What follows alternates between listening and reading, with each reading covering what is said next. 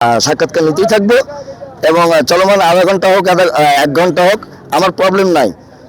একটু ধৈর্য ধরে আমার চ্যানেলের সঙ্গে থাকবেন এবং প্রতিবেদনের সঙ্গে থাকবেন। একটু কিছুক্ষণ পর পর আপডেট পাবেন আপনারা। দর্শকবৃন্দু, আজকে যে প্রতিবেদনটা করতে আসছি মানবতার খাতিরে, এখানে আমার কোনো স্বার্থ নেই। আমার স্বার্থ একটাই, জনগণ যেন ভালো থাকে। আমি কোনো নেতা নই, আমি একটা সাধারণ মানুষ এবং জার্নালিস্ট। এই পরিচয়টা আপনারা জানেন, নতুন করে আবার দিতে হবে না। যাই হোক, আমি আরও কিছু প্রশ্ন কিছু করব। ওনাকে আরেকজন আসবেন, এদিকে আসেন, সাক্ষাৎকার দিব। দর্শকবৃন্দ একটু ভালো করে শুনবেন তার কথা।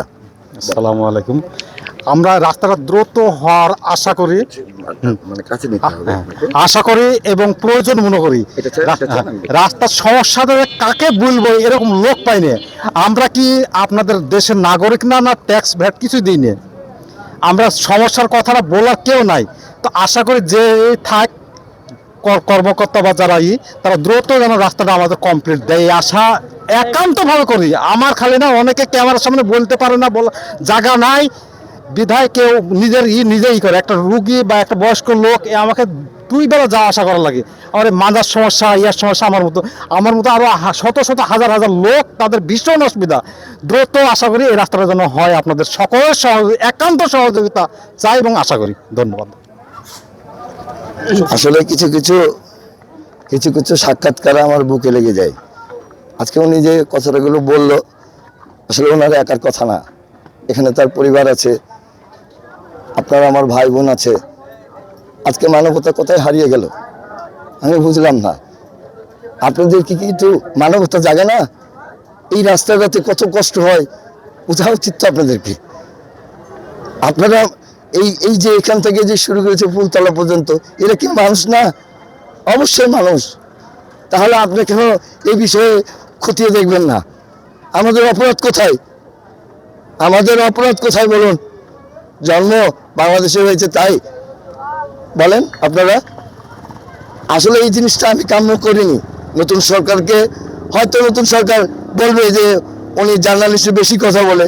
না, আমি অহেতুক কোনো কথা বলবো না প্রমাণ ছাড়া। আজকে এতগুলো লোক দাঁড় করেছি একটাই কারণ, আপনারা তো প্রমাণ চান না, ওই জন্য তাদের সাক্ষাৎকার নিতেই আসছি আজকে। আমিও রাজশাহীর বাসিন্দা, অবশ্যই আপনারা দেখছেন। এদের কি ফ্যামিলি এখানে বাস করে না? এরা কি অপরাধ করেছে বলেন? এরা কি আওয়ামী লীগের সাথে প্রকৃতভাবে জড়িত ছিল বলেন? এখানে সব ধরনের লোক বাস করে। এই পরিবারের আপনাদের কি মায়া হয় না?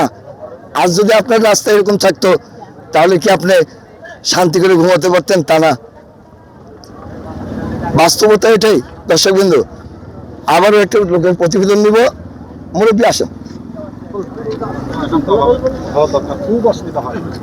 হ্যাঁ দর্শকবৃন্দু, ওনার সাক্ষাৎকার নিব, একটু মনোযোগ সহকারে শুনবেন। বলেন।